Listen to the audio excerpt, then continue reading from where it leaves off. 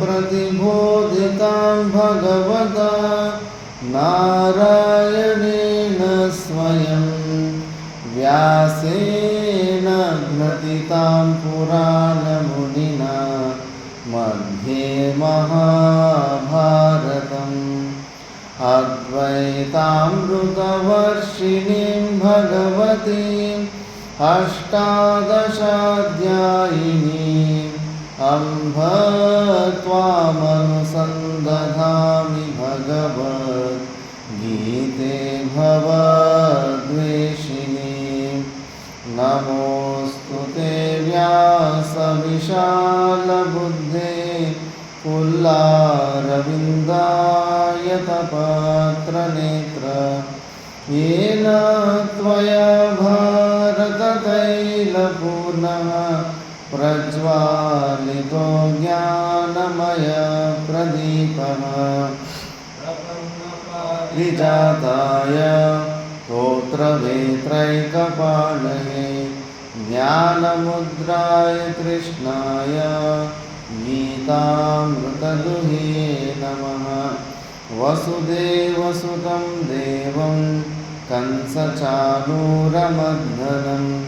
देवकी परमानन्दं कृष्णं वन्दे जगद्गुरुं भीष्मद्रोणतटा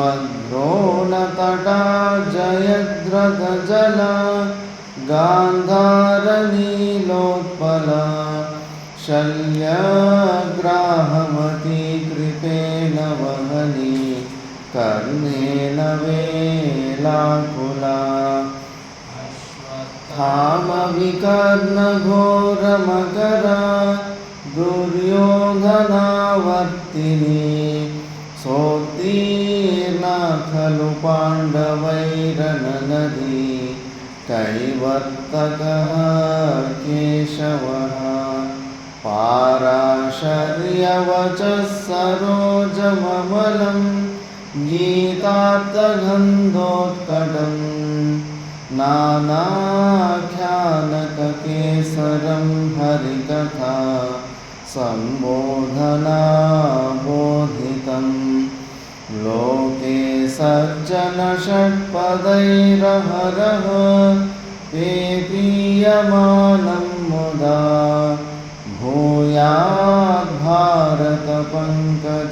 कलिमल प्रध्वंसिना श्रेयसे मूकं करोति वाचालं पङ्गुं लङ्घयते गिरिं यत्कृपातमहं वन्दे परमानन्दमाधवम् ताकारं भुजगशयनं पद्मनाभं सुरेशं विश्वाधारं गगनसदृशं मेघवर्णं शुभाङ्गं लक्ष्मीकान्तं कमलनयनं योगिहृद्यानगम्यं वन्दे विष्णुं भवभयहरं सर्वलोकैकनाथं यं ब्रह्मा वरुणेन्द्ररुद्रमरुतः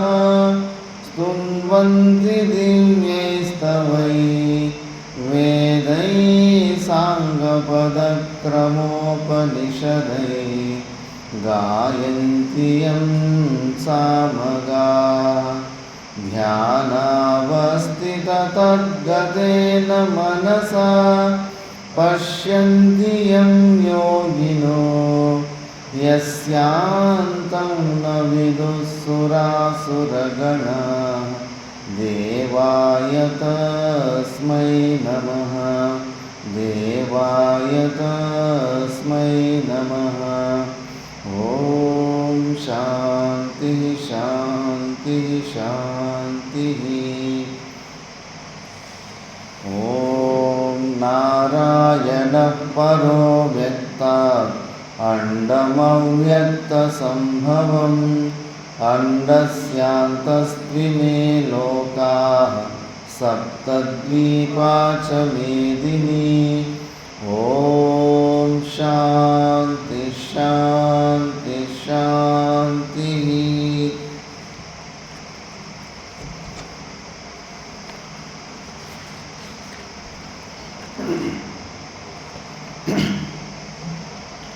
ನಾವು ಭಗವದ್ಗೀತೆಯ 2ನೇ ಅಧ್ಯಾಯ ಸಾಂಖ್ಯಯೋಗದ ಬಗ್ಗೆ ವಿಚಾರ ಮಾಡ್ತಿದ್ದೀವಿ. ಅದರಲ್ಲಿ 19ನೇ ಶ್ಲೋಕದ ವಿಚಾರ ಮುಗಿದಿದೆ.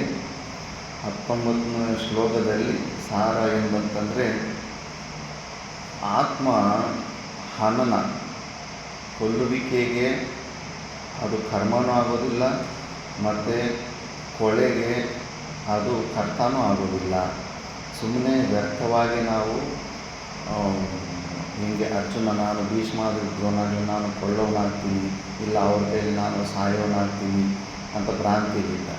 ಯಾಕೆ ಅಂದರೆ ಲಾಸ್ಟಲ್ಲಿ ಅವಿಕ್ರಿಯತ್ವಾದಂಥ ಯಾವುದೇ ಪ್ರಕಾರವಾದಂಥ ವಿಕಾರಗಳು ಆತ್ಮದಲ್ಲಿರೋದಿಲ್ಲ. ಸಚ್ಚಿದಾನಂದ ಸ್ವರೂಪ ಆತ್ಮದಲ್ಲಿ ಯಾವುದೇ ಪ್ರಕಾರದ ವಿಕಾರಗಳಿರೋದಿಲ್ಲ. ಅದೇ ಅವಿಕ್ರಿಯ. ಯಾಕೆ ಅದು ಅವಿಕ್ರಿಯ ಅಂದರೆ ಅದಕ್ಕಿಂತ ಕಾರಣ ತೋರಿಸ್ತಾರೆ. ಫಸ್ಟು ಪ್ರತಿಜ್ಞೆ ಇದಕ್ಕಿಂತ 18ನೇ ಶ್ಲೋಕದಲ್ಲಿ ಏನು ಪ್ರತಿಜ್ಞೆ ಮಾಡಿದರು?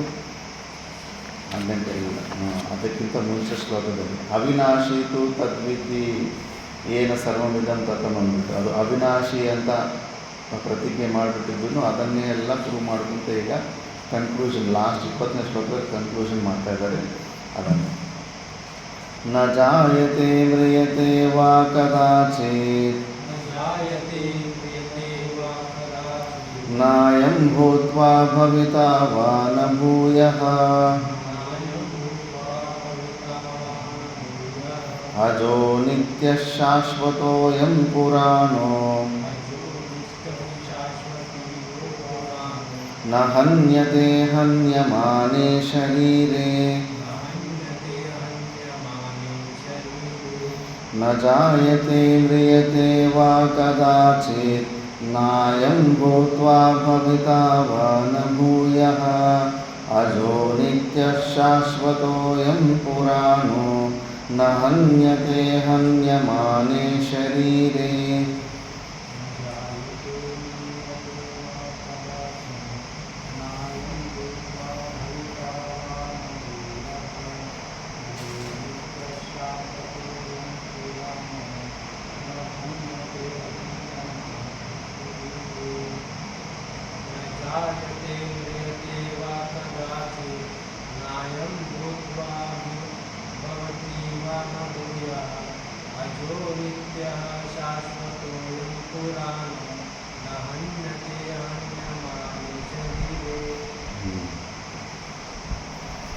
ಅಯಂ ಅಂದರೆ ಈ ಆತ್ಮ ಅನ್ನೋದು ಕದಾಚಿತ್ ನ ಜಾಯತೆ ವಾ ಮ್ರಿಯತೆ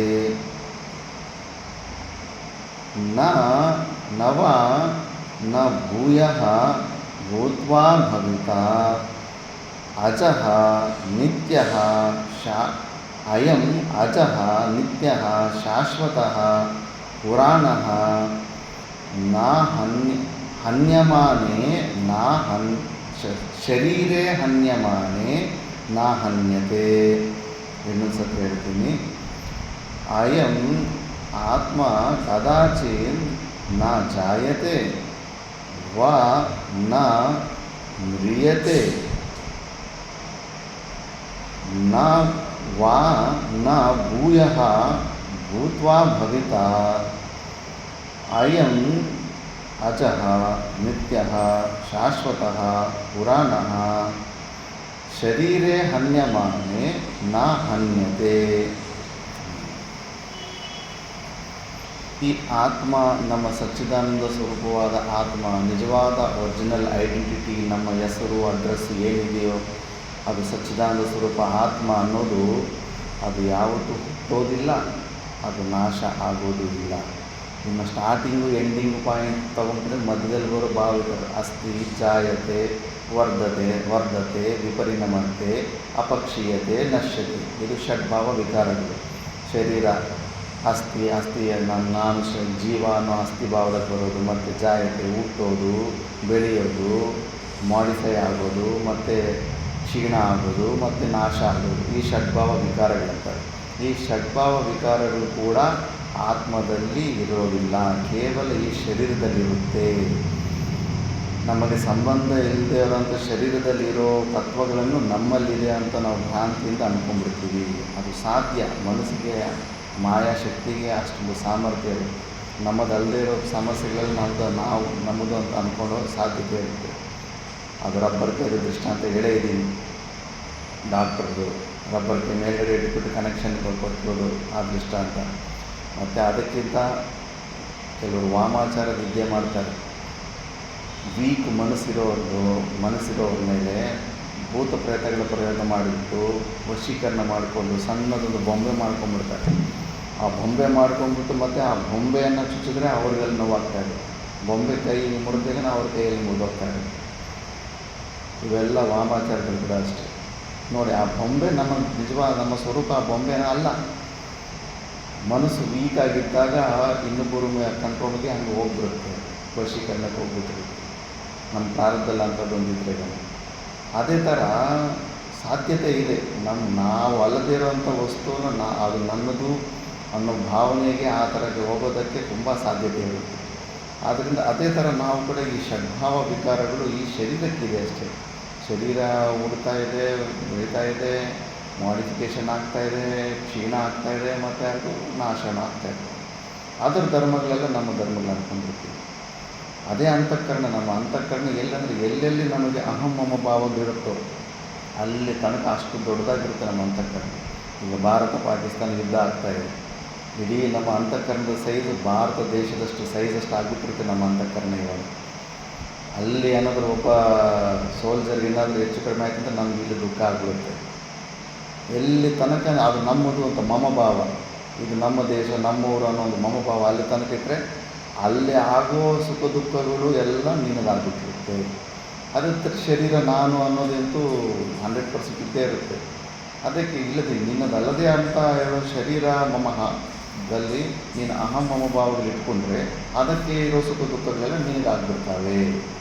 ಅದಕ್ಕೆ ಈ ಶರೀರದಲ್ಲಿ ನಾವು ತಾದಾತ್ಮ್ಯನ ನಾವು ತೆಕ್ಕೋಬೇಕು ಅಂತ. ಮತ್ತು ನಮ್ಮ ಸ್ವರೂಪದ ನಿಜವಾದ ಏನದು, ಅದು ಅಜಹ. ಅಜಹ ಅಂದರೆ ಅದು ಯಾವತ್ತೂ ಹುಟ್ಟೇ ಇಲ್ಲ, ಯಾವುದಕ್ಕೆ ಹುಟ್ಟಿಲ್ಲ. ನಾ ಜಾಯತೆ ಇತಿ ಅಜಹ, ಹುಟ್ಟಿಲ್ಲದೇ ಇರೋವಂಥದ್ದು. ಅದಕ್ಕೆ ಎಮೋಷ್ನಲ್ಲಾಗಿ ಭಕ್ತರು ಅಂತಾರಲ್ಲ, ಅಯ್ಯೋ ನಮ್ಮ ಶಿವಪ್ಪನಿಗೆ ತಂದೆ ತಾಯಿ ಇಲ್ಲಪ್ಪ ಅಂತ. ಅರ್ಥ ಮಾಡ್ಕೊಳ್ಳೋಕ್ಕಾಗಲ್ಲ ತಂದೆ ತಾಯಿ, ಯಾಕಂದರೆ ಅವನಿಗೆ ಯಾರಿಗೆ ಹುಟ್ಟೋ ಸ್ವಭಾವ ಇರುತ್ತದೆ. ನಮಗೆ ಅದಕ್ಕೆ ನೋಡಿ ಮನುಷ್ಯರನ್ನೆಲ್ಲ ಸೇರಿಕೊಂಡು ಜಂತು ಅಂತ ಹೆಸರು. ಜಂತು ಅಂದರೆ ಜನನಶೀಲ ನಾಂ ಜಂತು ಅಂತ. ಹುಟ್ಟುವ ಸ್ವಭಾವ ಯಾವ ಇರುತ್ತೋ ಅಂಥವನ್ನ ಜಂತು ಅಂತಾರೆ. ಪರಮಾತ್ಮ ಹುಟ್ಟೋದೇ ಇಲ್ಲ. ಅದಕ್ಕೆ ಅವನ ಅವತಾರದಲ್ಲಿ ಕೂಡ ಪ್ರಕಟ ಅನ್ನೋ ಶಬ್ದನ ಯೂಸ್ ಮಾಡ್ತಾರೆ ಅಷ್ಟೇ ಹೊರತು ಪ್ರಕಟ ಆದ ಪರಮಾತ್ಮ ಅಂತ ಹುಟ್ಟಿದ ಅನ್ನೋ ಶಬ್ದ ಅದು ತುಂಬ ದೋಷ ಇರುತ್ತೆ. ನಮ್ಮಲ್ಲಿ ಕೂಡ ಅಷ್ಟೇ ಒಂದು ಸಾಕ್ಷಿ ಚೈತನ್ಯ ಇದೆ ನಮ್ಮಲ್ಲಿ, ಅದು ಯಾವತ್ತೂ ಹುಟ್ಟೇ ಇಲ್ಲ. ಅದಕ್ಕೆ ಅಜಹ ಅಂತ ಮಾಂಡವ್ಯ ಉಪನಿಷತ್ತಲ್ಲಿ ಇದೇ ಅಜಾತವಾದ. ಈ ಅಜಾತವಾದನ ಗಟ್ಟಿಗೆ ಇಟ್ಕೊಂಡ್ಬಿಟ್ಟು ಅಲ್ಲಿನ ಫೈನಲಿನ ವಿಚಾರಗಳಲ್ಲಿ ಫೈನಲ್ ವಿಚಾರ ಅದಾದಮೇಲೆ ಇನ್ನು ಮತ್ತೆ ಮನಸ್ಸು ಇನ್ನೇನು ಪ್ರಶ್ನೆ ಕೇಳಬಾರ್ದು, ಅದಕ್ಕೆ ಡೌಟ್ ಬರಬಾರ್ದು. ಆ ಮಟ್ಟಕ್ಕೆ ಅಲ್ಲಿ ವಿಚಾರ ಗೌಡಪಾದ ಕಾರ್ಯಕ್ರಮದಲ್ಲಿ ವಿಚಾರ ಆಗಿತ್ತು. ಆ ಥರ ಅಜಹ ಅಂತ ಸ್ವರೂಪ ನಮ್ಮದು. ಮತ್ತು ನಿತ್ಯ ಸ್ವರೂಪ ಕಂಟಿನ್ಯೂಸ್ ಆಗಿರ್ತೀವಿ. ಒಂದು ಕ್ಷಣ ಕೂಡ ನಮ್ಮ ಅನುಭವ ನಾನು ಇಲ್ಲ ಅನ್ನೋ ಅನುಭವ ಯಾರಿಗೂ ಇಲ್ಲವೇ ಇಲ್ಲ. ಆವತ್ತು ಶಿವಾನಂದ ಭಾರತಿ ಸ್ವಾಮಿ ಚೆನ್ನಾಗಿ ಎಕ್ಸ್ಪ್ಲೇನ್ ಮಾಡಿದ್ರು. ಈ ಹುಟ್ಟು ಈಗ ನೋಡಪ್ಪ, ಬಿಸಿ ಬಿಸಿ ಈ ಬೇಸಿಗೆಯಲ್ಲಿ ರೂಮಲ್ಲಿ ಕರೆಂಟ್ ಇಲ್ಲ ಅಂದರೆ ಎಷ್ಟು ಸೆಕೆ ಇರುತ್ತೆ. ಅಂಥ ಸೆಕೆಯಲ್ಲಿರುವಂಥ ರೂಮಿಂದ ಹೊರಗಡೆ ಬಂದಿದ್ದ ಅನುಭವ ನಮಗೆ ಗೊತ್ತಾಗ್ತಾಯಿದೆ ಇಲ್ವಾ? ನೀನು ಗರ್ಭದಿಂದ ಬಂದಿದ್ದ ಅನುಭವ ನಿನಗೆ ನೆನಪಿದೆಯಾ? ಇಲ್ಲ. ವಿಚಾರ ಮಾಡಬೇಕು. ಆವಾಗ ಅನುಭವಿಸಿದ್ದು ಕಷ್ಟ ಅನುಭವಿಸಿದ್ದವನೇ ಅಲ್ಲಿ ತಾದಾತ್ಮ್ಯದಲ್ಲಿ ಇದ್ದಾನೆ. ಮತ್ತು ಸತ್ತಿದ್ದ ಅನುಭವ ಯಾರಿಗಾದ್ರೂ ಇದೆಯಾ? ಮತ್ತು ರೂಮಿಗೆ ಯಾವುದಾದ್ರೂ ಬಿಸಿ ಬಿಸಿ ರೂಮಿಂದ ಹೊರಗಡೆ ಬಂದಿದ್ದ ಅನುಭವ ಎಲ್ಲ ನಮ್ಗೆ ಇರ್ತಾಯಿದೆ. ಮತ್ತು ಗರ್ಭದಲ್ಲಿ ಆ ಜಠರಾಗ್ನಿಯಲ್ಲಿ ಬೆಂದಿದ್ದು ಅವು ಎಲ್ಲ ಅನುಭವ ಸ್ವಲ್ಪ ಆದರೂ ನೆನಪಿರಬೇಕಲ್ಲ. ಮತ್ತು ಹೋಗಿ ಯಾರಿಗಾದ್ರೂ ಸತ್ತಿದ್ದ ಅನುಭವ ಇದೆಯಾ? ಸಾಯೋವಾಗ ಏನಾಗುತ್ತೆ ಅಂತ ಮತ್ತು ಆ ಅನುಭವನ ಎಕ್ಸ್ಪ್ಲೇನ್ ಮಾಡಿ ನೋಡಿ. ಹುಟ್ಟಿದ ಅನುಭವ ಯಾರ ಹತ್ರನೂ ಇಲ್ಲ, ಸತ್ತಿದ್ದ ಅನುಭವ ಇಲ್ಲ. ಸತ್ತಿರೋನಂತೂ ಸತ್ತೋದ್ಮೇಲೆ ಎದ್ದು ಬಂದು ಹೇಳೋಕ್ಕಾಗೋದಿಲ್ಲ ಅನುಭವ. ಕೇವಲ ಕಾಲ್ಪನಿಕ ಅಷ್ಟೇ. ನಾವು ಒಳಗಡೆ ಏನು ಒಂದಿದೆ ಒಂದೇ ಥರ ಇದ್ದೀವಿ. ಆ ಹೊರಗಡೆ ಶರೀರದಲ್ಲಿ ಆಗೋ ವಯಸ್ಸನ್ನು ಕೂಡ ಅಕ್ಕಪಕ್ಕದವ್ರು ನೋಡಿ ನಮಗೆ ಜ್ಞಾಪ್ತಾರೆ. ಇದು ತಂದೆ ತಾಯಿ ನಿನಗೆ ಸಣ್ಣ ಹುಡುಗ ಅಲ್ಲ ಅಂದ್ಬಿಟ್ಟು ಆವಾಗ ನಮಗೆ ನೀನು ಯುವಕ ಅಂತ ಆರೋಪ ಮಾಡಿ ನಮಗೆ ಬ್ರೈನ್ ವಾಶ್ ಮಾಡಿ, ಹೌದಾ ನಾನು ಯುವಕ ಅಂತ ನಾವು ಅಂದ್ಕೊತೀವಿ. ಮತ್ತು ಮದುವೆ ಆದಮೇಲೆ ನೀನೀಗ ಯುವಕ ಅಲ್ಲ, ನೀನು ಸ್ವಲ್ಪ ಗೃಹಸ್ಥ, ನೀನು ಸ್ವಲ್ಪ ಗಂಭೀರತೆಯಿಂದ ಇರುವಂಥ ಅವ್ರು ಇವ್ರು ಹೇಳಿಬಿಟ್ಟು ನಮಗೆ ಚೇಂಜ್ ಮಾಡ್ತಾರೆ ಹೊರತು ಒಳಗಡೆ ನಾವು ಏನು ವ್ಯಕ್ತಿ ಇರ್ತೀವೋ ಅದು ಮಾತ್ರ ಯಾವಾಗಲೂ ಸಣ್ಣ ಹುಡುಗ ಇದ್ದಾಗ ನಾವು ಏನಿದ್ದೋ ಒಳಗಡೆ ಅದೇ ಇದ್ದೀವಿ. ವೃದ್ಧಾವಸ್ಥೆ ಕೂಡ ಅವರು ಇವರು ನೆನೆಸ್ಬೇಕು. ಮಕ್ಕಳು ಯಾರ್ಯಾರು ನಿಮ್ಗೆ ವಯಸ್ಸಾಗಿದ್ದರಿಂದ ಸಾಕು ಅಂತ ಇದ್ದಾಗ ಅವ್ರು ಹೇಳಿ ಸುತ್ತಮುತ್ತರಲ್ಲಿ ಹೇಳಿ ನಮಗೆ ನಾವು ವೃದ್ಧ ಅಂತ ಇದು ಮಾಡಿರ್ತಾರೆ. ಸಂಘ ದೋಷದಿಂದ ನಮಗೆ ಷಡ್ಭಾವ ವಿಕಾರಗಳು ನಮ್ಮಲ್ಲಿದೆ ಅನ್ನೋ ಭ್ರಾಂತಿ ಅಷ್ಟೇ ಹೊರತು ಒಳಗಡೆ ಇರೋ ಆತ್ಮ ಯಾವಾಗಲೂ ಚೇಂಜ್ ಆಗದಿರೋ ಒಂದೇ ಥರನೇ ಇದೆ, ಸಾಕ್ಷಿ ಚೈತನ್ಯದಲ್ಲಿ ಅಷ್ಟೇ. ಈ ಥರ ಅದು ನಿತ್ಯ ಮತ್ತು ಶಾಶ್ವತ. ನಿತ್ಯ ಶಾಶ್ವತ ಅಂದ್ರೆಗೇನ ಸರಿ ನಿತ್ಯವಾದ ವಸ್ತು ಆಗಿರ್ಬೋದು. ಮತ್ತು ಮಧ್ಯದಲ್ಲಿ ಏನಾದರೂ ಪರಿಣಾಮ ಚೇಂಜಸ್ ಆಗಿಬಿಟ್ಟು ಮಾಡಿಫಿಕೇಷನ್ ಆಗೋದಕ್ಕೆ ಚಾನ್ಸ್ ಇರುತ್ತಂದರೆ ಇಲ್ಲ, ಕಂಟಿನ್ಯೂಸ್ ಆಗಿರುತ್ತೆ. ಏನು ನಿತ್ಯ ಇಲ್ಲಿ ತನಕ ನಿತ್ಯ ವಸ್ತು ಆಗಿತ್ತು ನಮ್ಮ ಆತ್ಮಸ್ವರೂಪ, ಮುಂಚೆ ಕೂಡ ಅದು ಶಾಶ್ವತವಾಗಿ ಹಂಗೇ ಇರುತ್ತೆ ಲಾಸ್ಟ್ ತನಕ, ಎಂಡ್ ತನಕ. ಅದಕ್ಕೆ ಅಂಥ ಸ್ವರೂಪ ನಮ್ಮ ಆತ್ಮಸ್ವರೂಪ. ಮತ್ತು ಅಯಂ ಪುರಾಣ ಅಂದರೆ ಅನಾದಿ ಕಾಲದಿಂದ ನಾವಿದ್ದೀವಿ. ಏನು ಮಧ್ಯದಲ್ಲಿ ಎಲ್ಲೋ ಡೇಟ್ ಆಫ್ ಬರ್ತ್ ಇಲ್ಲ ನಮಗೆ. ಈ ಡೇಟ್ ಆಫ್ ಬರ್ತಲ್ಲೆಲ್ಲ ಈ ಶರೀರಕ್ಕೆ, ಅದಕ್ಕೆ ಆಧಾರ್ ಕಾರ್ಡಲ್ಲಿರೋ ಹೆಸರಲ್ಲಿ ಎಲ್ಲ ಸುಳ್ಳೇ. ಅದು ನಿಜವಾದ ಆಧಾರ್ ಕಾರ್ಡ್ ಹೆಸರು ಅಡ್ರೆಸ್ ಅಂದರೆ ಸಚ್ಚಿದಾನಂದ ಸ್ವರೂಪ, ಅವಸ್ಥಾತ್ರಯ ಸಾಕ್ಷಿ, ಪಂಚಕೋಶಾತೀತ ಸಚ್ಚಿದಾನಂದ ಸ್ವರೂಪ ಅನ್ನೋದು ನಮ್ಮ ನಿಜವಾದ ಹೆಸರು ಅಡ್ರೆಸ್ಸು. ಹೆಸರೂ ಅದೇ ನಮ್ಮದು, ಅಡ್ರೆಸ್ಸು ಅದೇ. ಮಿಕ್ಕಿದ್ದೆಲ್ಲ ಆಧಾರ್ ಕಾರ್ಡಲ್ಲಿ ನೀವೇ ನೋಡಿ. ಈಗ ತಂದೆ ತಾಯಿ ಒಂದು ಹೆಸರು ಇಟ್ಟಿದ್ರು, ಆವಾಗ ಒಂದು ಊರಿತ್ತು. ಬ್ರಹ್ಮಚಾರ್ಯ ಅವಸ್ಥೆ ಇನ್ನೊಂದು ಹೆಸರಾಯಿತು, ಇನ್ನೊಂದು ಆಶ್ರಮ ಆಯಿತು. ಸನ್ಯಾಸ ದೀಕ್ಷೆಯಲ್ಲಿ ಇನ್ನೊಂದು ಹೆಸರಾಯಿತು, ಇನ್ನೊಂದು ಊರಾಯಿತು. ಈಗ ಇಲ್ಲಿ ಕಾಮವರೆಗೆ ಬಂದುಬಿಟ್ಟಿದ್ದೀವಿ. ಊರು ಮತ್ತೆ ಚೇಂಜ್ ಆಗ್ತಾರೆ. ಬಟ್ ಒಳಗಡೆ ಇರೋ ವ್ಯಕ್ತಿ ನಾನು ಕಾಮನ್ ಆಗಿದ್ದೀನಿ ಅಂತ ನನಗೆ ಗೊತ್ತಾಗುತ್ತಲ್ಲ. ಇವು ನಿಜವಾದ ಅಡ್ರೆಸ್ಸು, ನಿಜವಾದ ಹೆಸರಲ್ಲ. ಇವೆಲ್ಲ ಟೆಂಪ್ರವರಿ ಅಡ್ರೆಸ್ ಅಷ್ಟೇ. ಪರ್ಮನೆಂಟ್ ಅಡ್ರೆಸ್ ಅಂದರೆ ಅದು ಸಚ್ಚಿದಾನಂದ ಸ್ವರೂಪನೇ ನಮ್ಮದು. ಅದಕ್ಕೆ ಇದು ಶರೀರೇ ಹನ್ಯಮಾನೇ ನಾ ಹನ್ಯತೆ. ಈ ಶರೀರ ಕ್ಷೀಣ ಅಂತ ಆದ ತಕ್ಷಣ ನಮ್ಮ ಸ್ವರೂಪ ನಾವು ಸಾಯೋದಿಲ್ಲ, ಇದು ನಾಶ ಆಗೋದಿಲ್ಲ. ಇದೆಲ್ಲ ಮನಸ್ಸಿಗೆ ಡೈಲಿ ನಿದ್ದೆ ಇದ್ದ ತಕ್ಷಣ ಈ ಭಾವನೆಯನ್ನು ವಿಚಾರ ಮಾಡ್ತಾ ಇರಬೇಕು. ಅದಕ್ಕೆ ಸನ್ಯಾಸಿಗಳಿಗೆ ಸ್ಮಶಾನ ಅಂತ್ಯೇಷ್ಟಿ ಕರ್ಮಗಳಿಗೆ ಮತ್ತು ಹುಟ್ಟು ಕರ್ಮಗಳಿಗೆ ಬ್ಯಾನ್ ಮಾಡ್ತಾರೆ. ಯಾಕಂದರೆ ಸನ್ಯಾಸಿ ಮನಸ್ಸಿನಲ್ಲಿ ಒಂದು ಚೂರು ಕೂಡ ವೃತ್ತಿ ಬರಬಾರ್ದು. ನಾವು ಹುಟ್ಟು ಸಾಯೋ ತತ್ವದವರು ಅನ್ನೋದು ಸನ್ಯಾಸಿಗೆ ಬರಲೇಬಾರ್ದು ಅಂದ್ಬಿಟ್ಟು. ಅದು ಎಷ್ಟು ದೃಢವಾಗಿ ಮನುಷ್ಯರಲ್ಲಿ ಬಿಟ್ಟರೆ ನಾನು ಹುಟ್ಟೋನು ಸಾಯೋನು ಅಂದ್ಬಿಟ್ಟು ಸಾವು ಬಂತಂದರೆ ಬಾಡಿ, ನಾನು ಸಣ್ಣ ವಯಸ್ಸಿನಿಂದ ನನಗೊಂದು ಅಭ್ಯಾಸ ಇತ್ತು. ಸಾವು ಪ್ರಾಯದಲ್ಲಿರೋ ವ್ಯಕ್ತಿನ ನೋಡ್ತಿದ್ದೆ, ಎಷ್ಟು ಹೆದರ್ಪುಕ್ಲಾಗಿ ಬಾಡಿ ಲ್ಯಾಂಗ್ವೇಜಲ್ಲಿ ಹೆದರ್ಕೊಂಡು ಪ್ರಾಣ ಬಿಡ್ತಾನೆ. ಏನಾಗುತ್ತೆ ಅವನು? ಸಹಸ್ರ ವಿಷ್ಟಿಕದಂಷ್ಟ 1000 ಚೇಳು ಒಂದೇ ಸತಿ ಕಚ್ಚಿದ್ರೆ ಎಷ್ಟು ನೋವಾಗುತ್ತೆ ಅಷ್ಟು ನೋವಾಗುತ್ತೆ. ಕೇವಲ ಒಂದು ರಾಂಗ್ ನೋಷನ್, ಮೋಹದಿಂದ. ನಾನು ಈ ಶರೀರ ಅನ್ನೋ ಒಂದು ಮೋಹ, ನಾನು ನನ್ನ ಅಸ್ತಿತ್ವ ಎಂಡಾಗ್ಬಿಡ್ತಾ ಇದೆ, ನಾನು ಇದಿರಾಗೋಗ್ತಾ ಇದ್ದೀನಿ ಅನ್ನೋ ಒಂದು ರಾಂಗ್ ಕನ್ಕ್ಲೂಷನ್ನು ಅಷ್ಟು ನೋವನ್ನು ಕೊಡುತ್ತೆ. ಅದಕ್ಕೆ ಇವೆಲ್ಲ ಮನಸ್ಸಿಗೆ ಡೈಲಿ ನಮ್ಗೆ ಇಂಥ ಸ್ವರೂಪ ಅನ್ನೋದು. ನಿಧಿಧ್ಯಾಸನದಲ್ಲೆಲ್ಲ ಕೆಲವೊಂದು ಸೆಲೆಕ್ಟೆಡ್ ಶ್ಲೋಕಗಳು, ಸೆಲೆಕ್ಟೆಡ್ ಟಾಪಿಕ್ಸ್ ಮಾತ್ರನೇ ಡಿಸ್ಕಷನ್ ಮಾಡ್ತಾ ಇರ್ತಾರೆ. ಲೈಕ್ ಮೈಂಡೆಡ್ ಮಹಾತ್ಮರು ಒಂದು ಗ್ರೂಪ್ ಮಾಡಿಕೊಂಡು ಮತ್ತೆ ಎಲ್ಲ ABCD ಥರ ಎಲ್ಲ ವಿಚಾರ ಮಾಡಲ್ಲ ನಿಧಿಧ್ಯಾಸನದಲ್ಲಿ. ಕೇವಲ ಕ್ಲೈಮ್ಯಾಕ್ಸ್ ಮಾತ್ರ ಇಂಥದ್ದೇ ನಮ್ಮ ಸ್ವರೂಪವನ್ನು ಮತ್ತೆ ನೆನಪು ಮಾಡುವಂಥ ಟಾಪಿಕ್ಸನ್ನೇ ಸೆಲೆಕ್ಟ್ ಮಾಡ್ಕೊತಾರೆ ನಿಧಿಧ್ಯಾಸನದಲ್ಲಿ. ಇದು ಮರಿಬಾರ್ದು ನಾವು. ಇದು ಮರ್ತೋಗ್ಬಿಟ್ವು ಅಂದ್ರಾಗ ಮತ್ತೆ ಎಲ್ಲ ದುಃಖ ಬಂದ್ಬಿಡುತ್ತೆ. ಪರಿಚಿನ್ನ ಜೀವ ಅಂತ ಬಂದುಬಿಡ್ತೀವಿ. ಎಲ್ಲ ಪ್ರಕಾರಕ್ಕೂ ಅಹಂ ಮಮಭಾವಗಳು ಬಂದುಬಿಟ್ಟು ಅಟ್ಯಾಕ್ ಆಗಿಬಿಡ್ತೀವಿ. ಇದನ್ನೇ ಟೀಕಾದಲ್ಲಿ ಸ್ವಲ್ಪ ಇದು ಟೀಕಾ ಚೆನ್ನಾಗಿದೆ, ಲೆಂತಿಯಾಗಿದೆ ವಿಚಾರಗಳು. ನ ಜಾಯತೆ ನ ಉತ್ಪದ್ಯತೆ ಜನಿಲಕ್ಷಣ ವಸ್ತು ವಿಕ್ರಿಯಾ ನ ಆತ್ಮನಃ ವಿದ್ಯತೆ ಇತ್ಯರ್ಥಃ. ನ ಮ್ರಿಯತೆ ವಾ ಶಬ್ದಃ ಚ ಅರ್ಥೇ. ನ ಮ್ರಿಯತೆ ಚ ಇತಿ ಅಂತ್ಯ ವಿನಾಶಲಕ್ಷಣ ವಿಕ್ರಿಯಾ ಪ್ರತಿಷಿಧ್ಯತೆ. ಕದಾಚಿತ್ ಶಬ್ದಃ ಸರ್ವವಿಕ್ರಿಯಾ ಪ್ರತಿಷೇಧೈಃ ಸಂಬಧ್ಯತೆ.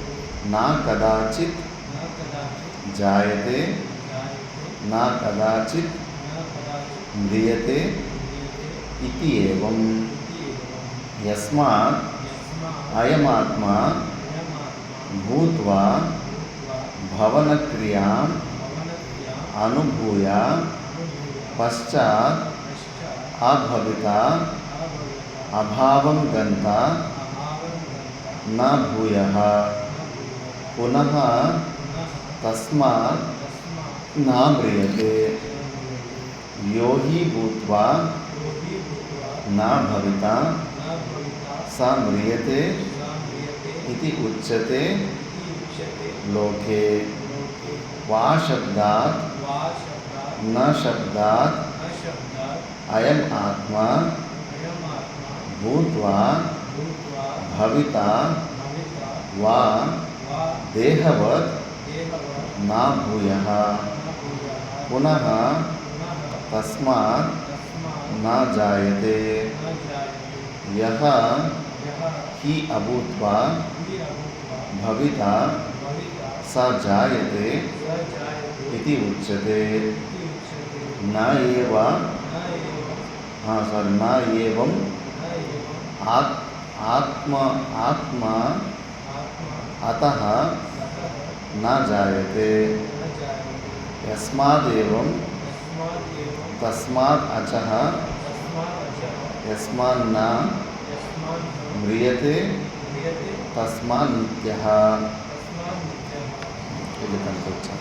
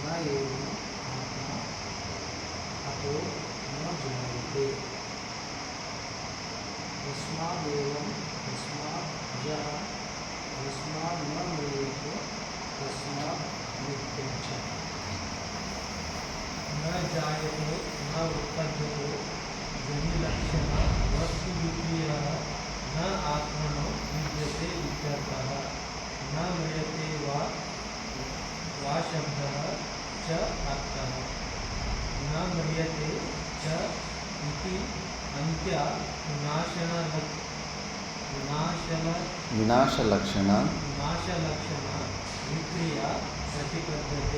प्रतिषिध्यते कदाचित् शब्दः सर्वविक्रियाप्रतिषदै सम्बन्धते न कदाचित् जायते न कदाचित् म्रियते इति एवं यस्मात् अयम् आत्मा भूत्वा भवनक्रियायाम् अनुभूय पश्चात् अभविता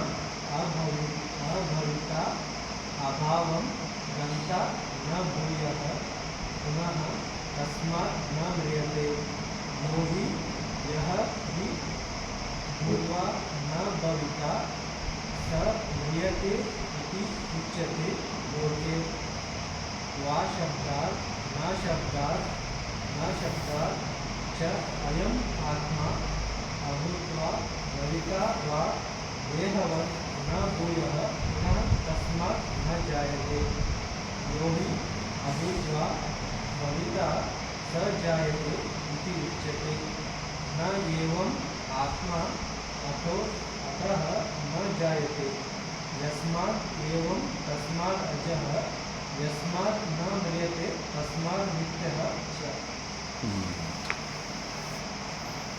ನ ಜಾಯತೆ ಅಂತ ಶ್ಲೋಕದಲ್ಲಿ ಕೊಟ್ಟಿದ್ದಾರೆ. ನ ಜಾಯತೆ ಅಂದರೆ ಅರ್ಥ ನ ಉತ್ಪದ್ಯತೆ.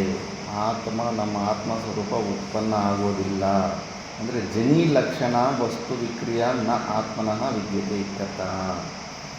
ಮತ್ತು ನಾವು ಹುಟ್ಟಿದ್ದೀವಿ, ಹುಡ್ತಾ ಇದ್ದಾರೆ, ಮಕ್ಕಳು ಹುಡ್ತಾ ಇದ್ದಾರೆ, ಇವೆಲ್ಲ ಏನು ಅಂದರೆ ಇದೆಲ್ಲ ಕಲ್ಪನೆ ಮಾತ್ರ ಅಷ್ಟೇ. ಸ್ವಪ್ನದಲ್ಲಿ ಹುಡ್ತಾ ಇಲ್ವೇ ನಾವು? ಸ್ವಪ್ನದಲ್ಲಿ ಎಷ್ಟು ಸರಿ ಡೈಲಿ ಒಂದೊಂದು ಶರೀರ ತೊಗೊಂಡು ಹೋಗ್ತಾ ಇರ್ತೀವಿ.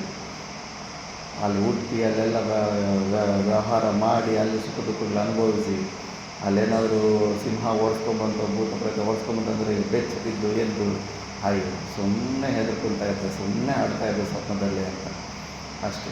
ಇಲ್ಲದೇ ಇದ್ದರೂ ಕೂಡ ಆ ಸಂಭಾವನೆ ಮನಸ್ಸಿಗೆ ಆ ಶಕ್ತಿ ಇರುತ್ತೆ.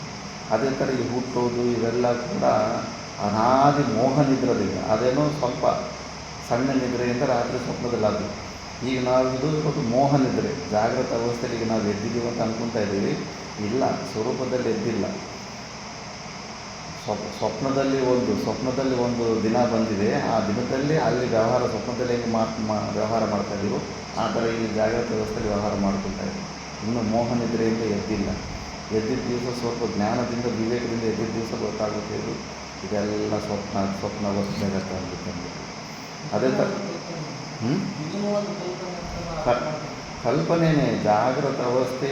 ಇದು ಸ್ವಪ್ನದಲ್ಲಿ ನಾವು ಎಂಥ ಫೆಸಿಲಿಟಿ ಅಂದರೆ, ಈಗ ಸ್ವಪ್ನದಲ್ಲಿ ನೀನು ಅಜ್ಞಾನಿಯಾಗಿ ಎಲ್ಲ ಸುಖ ದುಃಖಗಳ ಅನುಭವ ಮಾಡ್ತಾಯಿದ್ದ, ಅಲ್ಲಿ ಯಾರೋ ಗುರುಗಳು ಬಂದುಬಿಟ್ಟು ನೀನು ಜಾಸ್ತಿ ಚಿಂತೆ ಮಾಡಬೇಡ, ಮಲಗಿರೋ ಸ್ವಪ್ನ ನೋಡ್ತಾ ಇದ್ದಾನೆ, ನಾವು ಒಳಗಡೆ ಇವೆಲ್ಲ ಕಷ್ಟಗಳಿಗೆ ಅನುಭವಿಸ್ತಾ ಇದ್ದೀವಿ, ಅವ್ನು ಸ್ವಲ್ಪ ಹೊತ್ತಾದಮೇಲೆ ಬೆಳಗ್ಗೆ 5 ಗಂಟೆಗೆ ಎದ್ದೇ ಬಿಡ್ತಾನೆ, ಅಲ್ಲಿ ತನಕನೇ ಅಷ್ಟೇ, ಅಲ್ಲಿ ತನಕ ರಿಲ್ಯಾಕ್ಸ್ ಆಗುವಂಥ ಜ್ಞಾನ ಕೊಟ್ಟಿರ್ತಾನಂತ.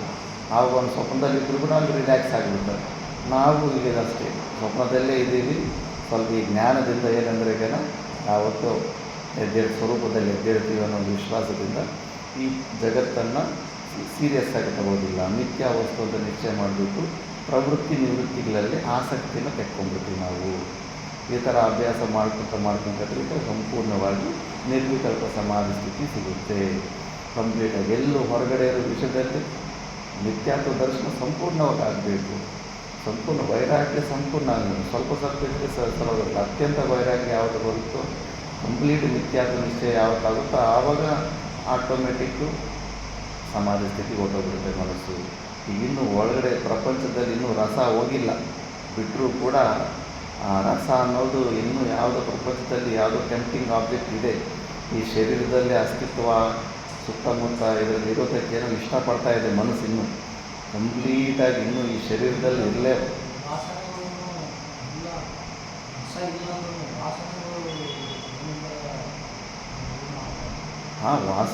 ವಾಸನೆಗೆ ಬಂದರೂ ಕೂಡ ಇನ್ನೂ ವಿಚಾರ ವ್ಯಕ್ತಿತ್ವ ದರ್ಶನ ಆಗಿಲ್ಲ. ರಸ ಇಲ್ಲ ಅಂದರೆ ವಾಸನೆಗಳು ಶಾಸ್ತ್ರ ನಿಷಿದ್ಧ ಕರ್ಮದಂಥ ವೃತ್ತಿಗಳು ಮನಸ್ಸಿನಲ್ಲಿ ಬರ್ತಾ ಇರ್ತವೆ. ಪೂರ್ವಜನ್ಮದಲ್ಲಿ ಇರೋ ವಾಸನೆಗಳಿಂದ ಶಾಸ್ತ್ರ ನಿಷಿದ್ಧ ಕರ್ಮಗಳಲ್ಲಿ ಕೂಡ ಮನಸ್ಸಲ್ಲಿ ಆ ಥರ ವಸ್ತುಗಳು ಧ್ಯಾನ ಮತ್ತು ಅದನ್ನು ಹೊಂದಬೇಕನ್ನೋ ಇಚ್ಛೆಗಳ ಮನಸ್ಸಲ್ಲಿ ಬರ್ತಾ ಇರ್ತವೆ. ಬಟ್ ಅದನ್ನು ಮಾಡೋದಕ್ಕೆ ಹೋಗೋದಿಲ್ಲ. ಅದೇ ಥರ ಈ ಶರೀರದಲ್ಲಿ ಇರಬೇಕಂತ ಈ ಬೇಡ ಇರಬಾರ್ದು ಅನ್ನೋ ಇನ್ನೂ ಬಂದಿಲ್ಲ ವೈರಾಗ್ಯ, ಅತ್ಯಂತ ವೈರಾಗ್ಯ ಬಂದಿಲ್ಲ. ಅತ್ಯಂತ ಈ ಶರೀರದಲ್ಲಿ ಇದು ಮನೆ ಚೆನ್ನಾಗಿ ಮಾಡ್ಕೊಂಡ್ಬಿಟ್ಟಿದ್ದೀವಿ. ಇನ್ನೂ ನೋಡಿ ಮತ್ತೆ ನೇಣಗಲ ಶ್ರೀಶೈಲದಲ್ಲಿ ಯಾರು ಕ್ಯಾನ್ಸರ್ ಬಂದುಬಿಟ್ಟು ಟ್ರೀಟ್ಮೆಂಟಿಗೆ ರೊಕ್ಕ ಇಲ್ಲ ಅಂದರೆ ಈಗ ಭಯಂಕರವಾದ ಹೊಟ್ಟೆ ನೋವು ತಡೆಯೋಕ್ಕಾಗದೆ ನೇಣು ಹಾಕ್ಕೊಂಡ್ಬಿಡ್ತಾರೆ. ಯಾಕೆ ಅವನು ಶರೀರದಲ್ಲಿ ಇರೋದಕ್ಕೆ ಅವ್ನಿಗೆ ಇಷ್ಟ. ಯಾಕಂದರೆ ಶರೀರ ದುಃಖ ಭಯಂಕರವಾದ ದುಃಖ ಕೊಟ್ಟರೆ ಯಾರು ಈ ಶರೀರದಲ್ಲಿ ಇರೋದಿಲ್ಲ.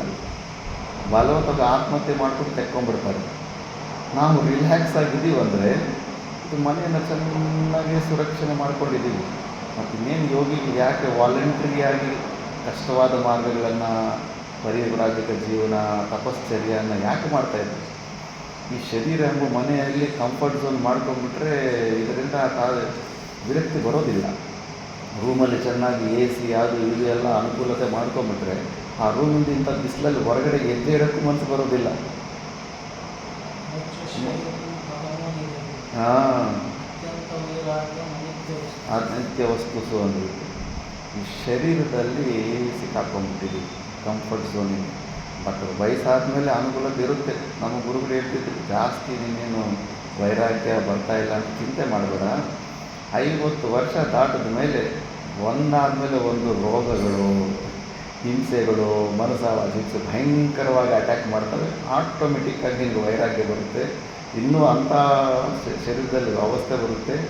ಕೂತ್ಕೊಂಡ್ರೆ ಎದ್ದೇಳೋಕ್ಕಾಗೋಲ್ಲ, ಎದ್ದೇಳಿ ಕೂತ್ಕೊಳ್ಳೋಕ್ಕಾಗೋದಿಲ್ಲ. ಮನೆಗಳಲ್ಲಾದರೂ ಯಾರೋ ಅಯ್ಯೋ ನಮ್ಮ ಅಜ್ಜಿ, ನಮ್ಮ ತಾತ, ನಮ್ಮ ತಂದೆ ಅಂತ ಅವ್ರಿಗೆ ಒಳಗಡೆ ಇಷ್ಟ ಇಲ್ಲ ಅಂದರೂ ಕೂಡ ಏನೋ ಜವಾಬ್ದಾರಿ ಅಂದ್ಬಿಟ್ಟು ಏನೋ ಸೇವೆ ಮಾಡ್ತಾಯಿದ್ದಾರೆ. ಸಾಧುಗಳ ಜೀವನದಲ್ಲಿ ಹಂಗಿರೋದಿಲ್ಲ. ಯಾರಿಗೆ ತಲೆ ಕೆಡಿಸ್ಕೊಳ್ಳೋದಿಲ್ಲ. ಋಷಿಕೇಶ್ ಕೈಲಾಸಾಶ್ರಮ ದೊಡ್ಡ ಆಶ್ರಮದಲ್ಲಿ ವಯಸ್ಸಾಯ್ತಂದರೆ ಈಗ ಊಟ ಬೇಕಾದ್ರೆ ತಂದ್ಕೊಂಡು ಹೋಗಿ ರೂಮಲ್ಲಿ ಇಟ್ಟು ಬರ್ತಾರೆ. ಬಟ್ ಮಲ್ಕೊಂಡ ಜಾಗದಲ್ಲೇ ಮಲಮೂತ್ರಗಳು ಮಾಡೋ ಅಂಥ ಸ್ಟೇಜಿಗೆ ಹೋದಾಗ ಯಾವ ಬ್ರಹ್ಮಚಾರಿ ಆ ಸೇವೆ ಕೊಟ್ಟರೆ ಮತ್ತು ಓಡೋಗ್ತಾನೆ, ಅಂಥ ಪರಿಸ್ಥಿತಿ ಬರುತ್ತೆ. ಆವಾಗ ಆಟೋಮೆಟಿಕ್ಕಾಗಿ ವೈರಾಗ್ಯ ಬರುತ್ತೆ. ಅಯ್ಯೋ ಎಂಥ ಶರೀರದಲ್ಲಿ ಎಂಥ ದೊಡ್ಡ ಜೈಲಲ್ಲಿ ಸಿಕ್ಕಾಕೊಂಡ್ಬಿಟ್ಟಿದ್ದೀವಿ, ಅದಕ್ಕೆ ವೈರಾಗ್ಯ ಬರ್ತಾಯಿಲ್ಲ, ಈಗೇನು ಚಿಂತೆ ಇಲ್ಲ, ಅದು ಬರುತ್ತೆ, ಆ ದಿವಸ ಬರುತ್ತೆ.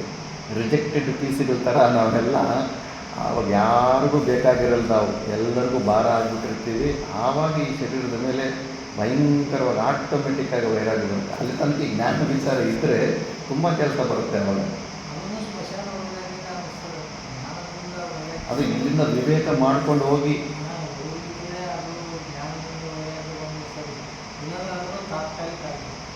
ಬಟ್ ವಿವೇಕ ಇಲ್ಲಿ ಈಗಲಿಂದ ವಿವೇಕ ಮಾಡ್ಕೊಂಡು ಹೋಗಿ ಲಾಸ್ಟ್ ಮೂಮೆಂಟಲ್ಲ ಅಂತ ವೈರಾಗ್ಯ ಬಂದರೆ ತುಂಬ ಅನುಕೂಲತೆ ಇರುತ್ತೆ ನಮಗೆ. ಆ ಶರೀರದ ಮೇಲೆ ನಿಜವಾಗಿರೋ ಮೋಹ ಬೇಡಪ್ಪ, ಇದೇ ಜನ್ಮ ಎನಫ್ ಈಸ್ ಎನಫ್, ಇದೇ ಜನ್ಮ ಲಾಸ್ಟು, ಮತ್ತು ಇನ್ನೊಂದು ಸತಿ ಹುಟ್ಟಬಾರ್ದು ಅನ್ನೋದಿಟ್ಟಿದ್ದು. ಆವಾಗ ಅವನು ಸರಿಯಾಗಿ ಜಸ್ಟ್ ಅಷ್ಟೇ ಈ ಕಂಫರ್ಟ್ ಝೋನ್, ಈ ಶರೀರದಲ್ಲಿ ಏನು ಒಳ್ಳೆ ಕಂಫರ್ಟ್ ಝೋನ್ ಮಾಡಿಕೊಂಡು ಜೀವ ಕೂತಿದ್ದಾನಲ್ಲ, ಆ ಕಂಫರ್ಟ್ಸ್ ಎಲ್ಲ ಕಿತ್ಕೊಂಡು ಹೋಗ್ಬಿಡ್ತಾರೆ. ಇಂದ್ರಿಯ ಈಗಲೇ ಕ್ಷೀಣ ಆಗ್ತಾಯಿದೆ. ಈ ವಯಸ್ಸಿಗೆ ಇನ್ನೂ ಸ್ವಲ್ಪ ಮೊಣಕಾಲು ನೋವಂತೆ, ಅದಂತೆ ಇದಂತೆ, ತಲೆನೋವು ಹೋದರೆ ಹೊಟ್ಟೆ ನೋವು ಹೋದರೆ ಇನ್ನೊಂದು ನೋವು, ಯಾವುದೋ ಒಂದು ಬರ್ತಾನೆ ಇರ್ತದೆ. ಅದಕ್ಕೆ ಅದ್ರ ಬಗ್ಗೆ ಈಗ ಸ್ವಲ್ಪ ಶಾಸ್ತ್ರದ ಆಲಂಬನೆ ಇಟ್ಕೊಂಡಿದ್ದರೆ ತುಂಬ ಅನುಕೂಲತೆ ಬರುತ್ತೆ ವಯಸ್ಸಾದ ಮೇಲೆ. ಮತ್ತು ಮನುಷ್ಯರ ಸ್ವಭಾವ ಗೊತ್ತೇ ಇರುತ್ತೆ. ಯಾರಿಗೂ ಏನೋ ಆಶ್ರಮದಲ್ಲಿ ಒಬ್ರಿಗೊಬ್ರು ಸಂಬಂಧನೇ ಇರೋದಿಲ್ಲ, ಅಟ್ಯಾಚ್ಮೆಂಟ್ ಇರೋದಿಲ್ಲ. ಏನೋ ಗುರುಗಳಿಗೆ ಬಲವಂತವಾಗಿ ಯಾರಿಗಾದ್ರೂ ಸೇವಾ ಪಾಪ ವಯಸ್ಸಾಗಿರೋ ಸಾಧು ಸ್ವಲ್ಪ ನೋಡ್ಕೊಳ್ಳಿ ಅಂದರೆ ಸ್ವಲ್ಪ ಕಾಣ್ತಾ ಇರ್ತಾರೆ.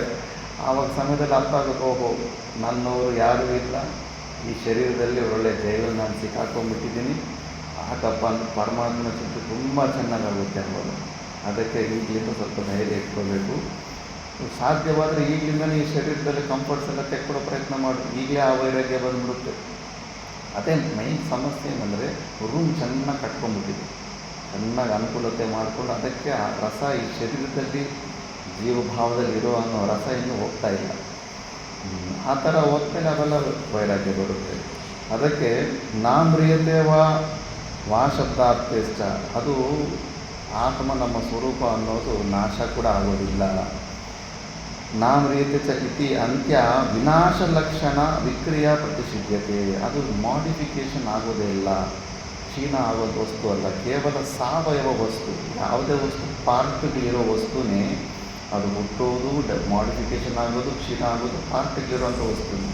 ಪಾರ್ಟ್ಲೆಸ್ ಅಂತ ಆಗುವಂಥ ವಸ್ತುಗೆ ಸಾಮಾನ್ಯವಾಗಿ ನಿಯರೆಸ್ಟ್ ಎಕ್ಸಾಂಪಲ್ ಸ್ಪೇಸ್, ಆಕಾಶನೇ ಯೋಚನೆ ಮಾಡಿ.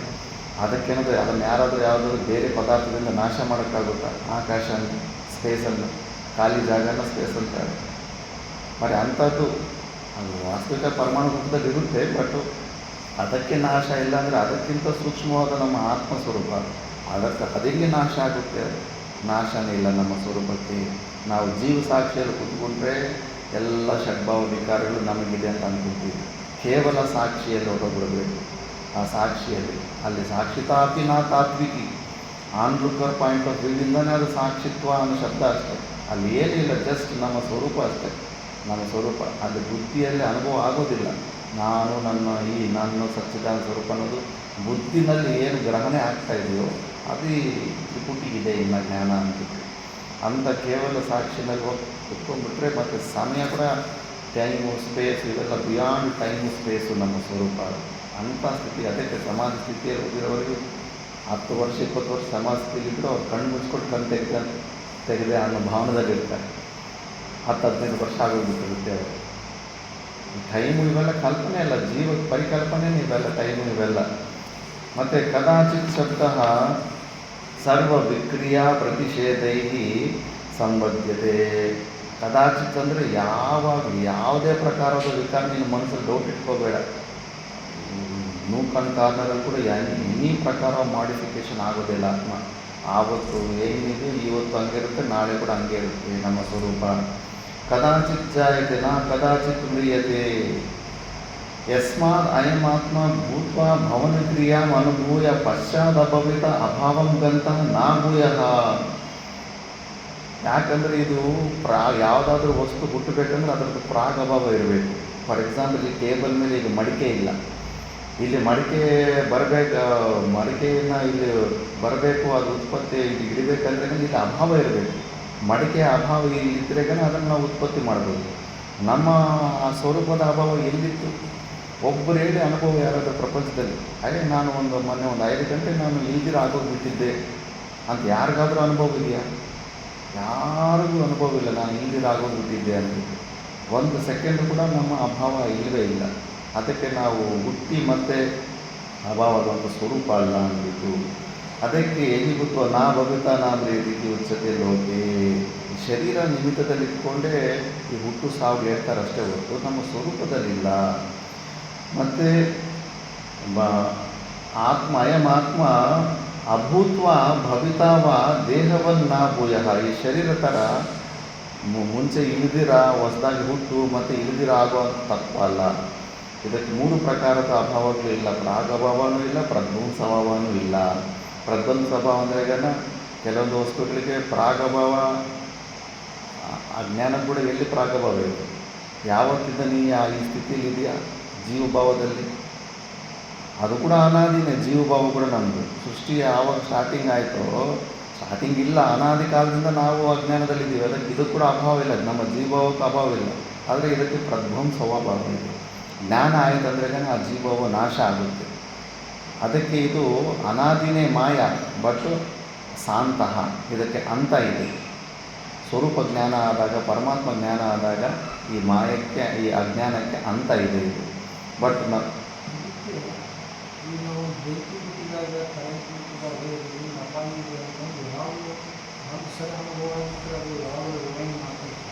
ಹಾಂ, ಒಂದು ಸತಿ ಬುದ್ಧಿ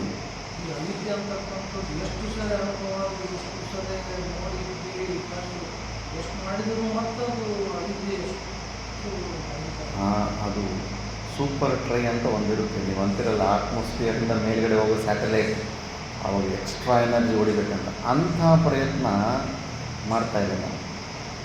ಅಲ್ಪ ಸ್ವಲ್ಪ ಪ್ರಯತ್ನಕ್ಕೆ ಒಂದು ದಿವಸ ರಮಣ ಮಹರ್ಷಿ ನೋಡಿ ಮೂಗು ಮುಚ್ಕೊಂಡು ಆ ಪ್ರಯತ್ನ ಮಾಡಿ ನೋಡಿದ್ನ ಇಲ್ಲ, ಏನಾಗುತ್ತೆ? ಮೃತ್ಯುವಿನ ಚಾಲೆಂಜಲ್ಲಿಟ್ಟು ಮೂಗು ಮುಚ್ಕೊಂಡು ಏನಾಗುತ್ತೆ? ಸ್ವಲ್ಪ ಹೊತ್ತು ಉಸಿರು ಆಡಿಲ್ಲ ಅಂದರೆ ಏನಾಗುತ್ತೆ ಅಂದ್ಬಿಟ್ಟು ಒಂದು ಟ್ರೈ ಮಾಡಿದ್ನ ಇಲ್ಲ. ಆ ಥರ ಪ್ರಯತ್ನಗಳು ನಾವೇನಾದರೂ ಮಾಡ್ತಿದ್ದೀವ? Just information. ಅಂಥದ್ದೊಂದು ಟ್ರೈ ಯಾವತ್ತೋ ಒಂದು ದಿವಸ ಆಗುತ್ತೆ. ಅದು ವಿಚಾರ ಎಲ್ಲ ಶ್ರವಣ ಪಾಠ ಅಂಥ ಒಂದು ಬಿಗ್ ಟ್ರೈ ಮಾಡಿದಾಗ ಈ ಜೀವಭಾವದಿಂದ ಹೊರಗಡೆ ಹೋಗೋ ಸಾಧ್ಯತೆ ಇರುತ್ತೆ. ಇಲ್ಲ ಅಂದರೆ ಅದು ಇನ್ಫಾರ್ಮೇಷನ್ ಗಿನಿ ಸ್ಟೋರಿ.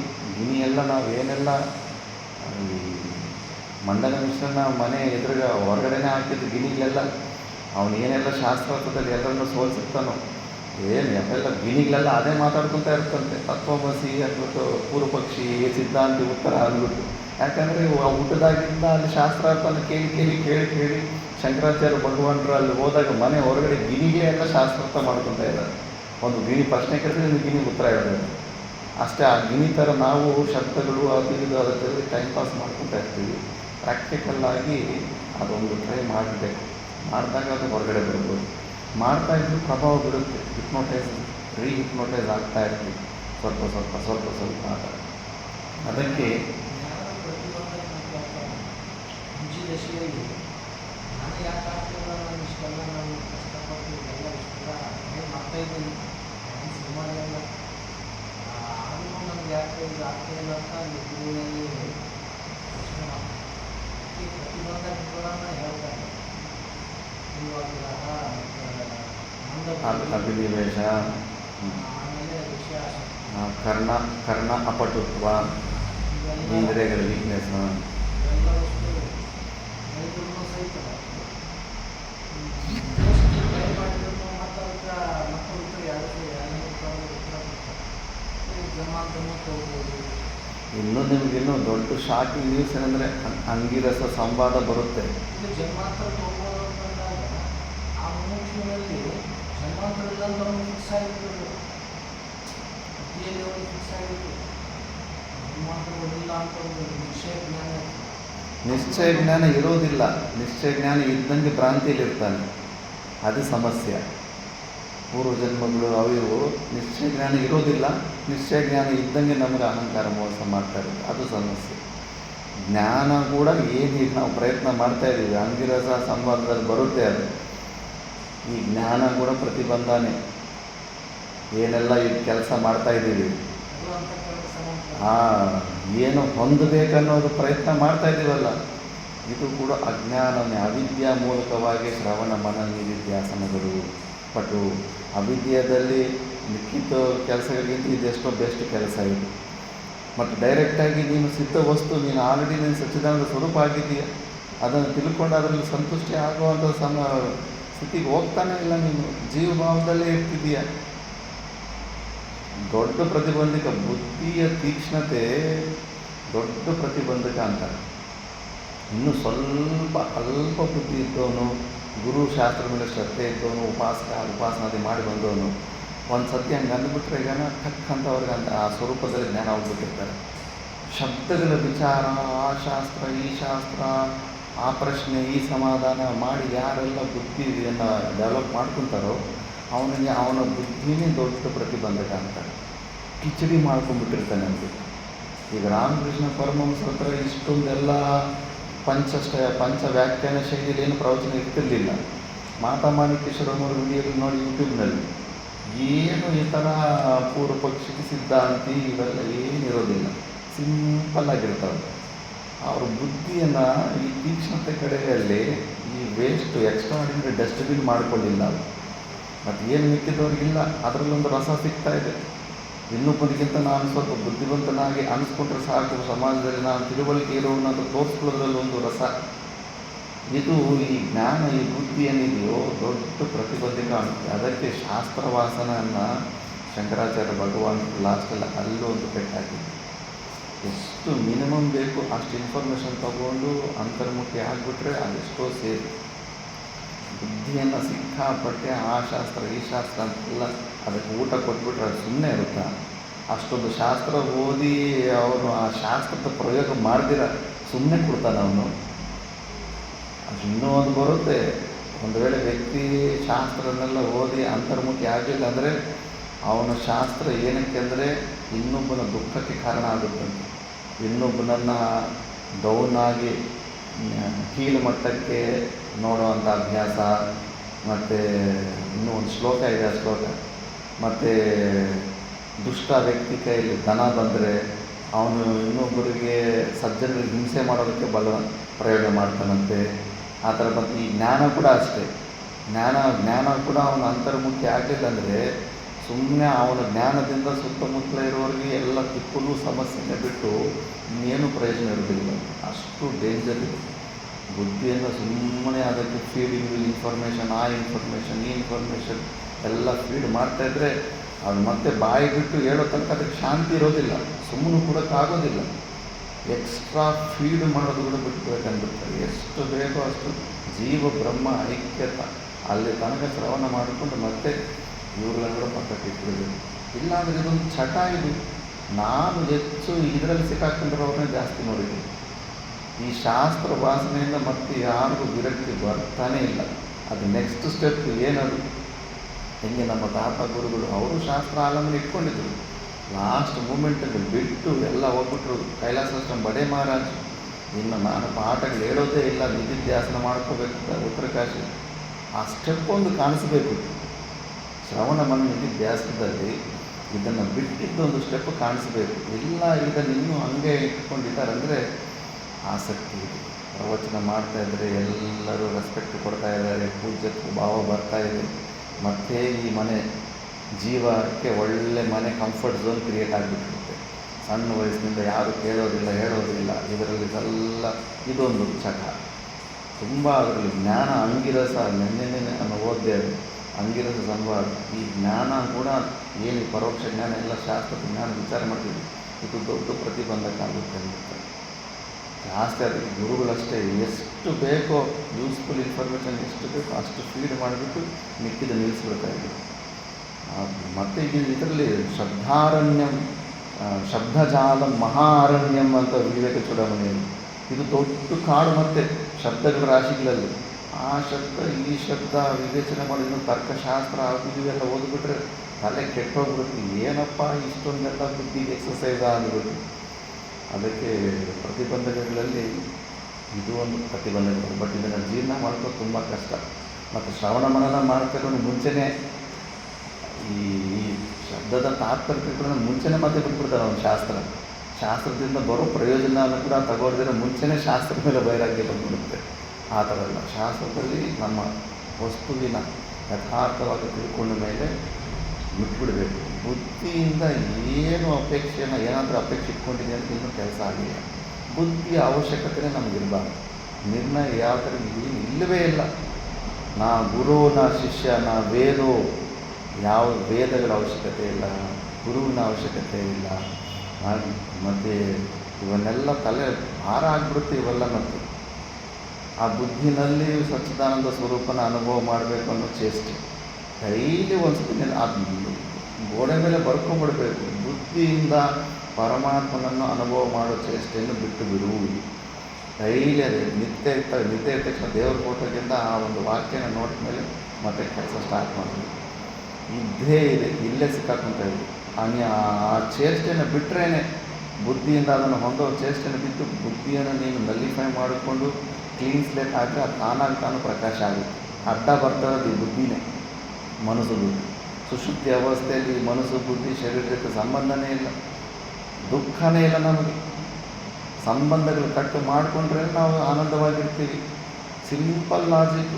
ಆ ಸಿಂಪಲ್ ಲಾಜಿಕಲ್ಲಿ ಮತ್ತು ಈ ಜಾಗೃತ ಅವಸ್ಥೆಯಲ್ಲಿ ಒಂದು 13 ಗಂಟೆ 14 ಗಂಟೆ ಆ ಬುದ್ಧಿಗಳ ಜೊತೆ ಸಂಬಂಧ ಕಟ್ ಮಾಡ್ಕೊಳ್ಳೋದು, ಈ ಶರೀರ ಜೊತೆ ಸಂಬಂಧ ಏನಾದರೂ ಒಂದು ಯುಕ್ತಿ ಹುಡುಕಬೇಕಾದ್ರೆ ಇಷ್ಟೇ ಸಿಂಪಲ್. ಅಷ್ಟು ಮಾಡ್ಕೊಂಡ್ಬಿಟ್ರೆ ಮುಗೀತಷ್ಟೆ. ಇದು ಅನುಭವ ಆಲ್ರೆಡಿ ನಾವು ಅನುಭವದಿಂದ ಹೊರಗಡೆ ಒಂದು ಕ್ಷಣನೂ ಬಂದೇ ಇಲ್ಲ. ಈ ಥರ ಅದಕ್ಕೆ ನಾ ಏವ ಆತ್ಮ ಅತಃ ನಾ ಜಾಯತೆ ಯಸ್ಮಾದೇವಂ ತಸ್ಮಾತ್ ಅಜಃ. ಅದಕ್ಕೆ ಅದನ್ನು ಅಜ ಅಂತಾರೆ. ಮತ್ತು ಯಸ್ಮಾತ್ ನಾ ಮ್ರಿಯತೆ, ಅದು ನಾಶವನ್ನು ಹೊಂದೋದಿಲ್ಲ. ಅದಕ್ಕೆ ತಸ್ಮಾತ್ ಅದು ನಿತ್ಯ ಅಂತ. ನಿತ್ಯ ಅಂತ ಶಬ್ದ ಅದು ಯಾಕಂದರೆ ಅದಕ್ಕೆ ನಾಶ ಇಲ್ಲ ಅಂತ ಹೇಳೋದಕ್ಕೆ ನಿತ್ಯ ಶಬ್ದ. ಅಜಃ ಅನ್ನೋದು ಅದು ಹುಟ್ಟೇ ಇಲ್ಲ ಅನ್ನೋದು ಹೇಳೋದಕ್ಕೆ ಅಜಃ ಶಬ್ದ. ಇನ್ನು ಮಿಕ್ಕಿದ ವಿಶೇಷಣಗಳ ಬಗ್ಗೆ ಸ್ವಲ್ಪ ವಿಚಾರ ಬರುತ್ತೆ, ಅದು ನೆಕ್ಸ್ಟ್ ಕ್ಲಾಸಲ್ಲಿ ನೋಡಿ. ಓಂ ಪೂರ್ಣಮದ ಪೂರ್ಣಮಿದಂ ಪೂರ್ಣಾತ್ ಪೂರ್ಣಮುದಚ್ಯತೆ ಪೂರ್ಣಸ್ಯ ಪೂರ್ಣಮಾದಾಯ ಪೂರ್ಣಮೇವಾವಶಿಷ್ಯತೆ. ಓಂ ಶಾಂತಿ ಶಾಂತಿ ಶಾಂತಿ.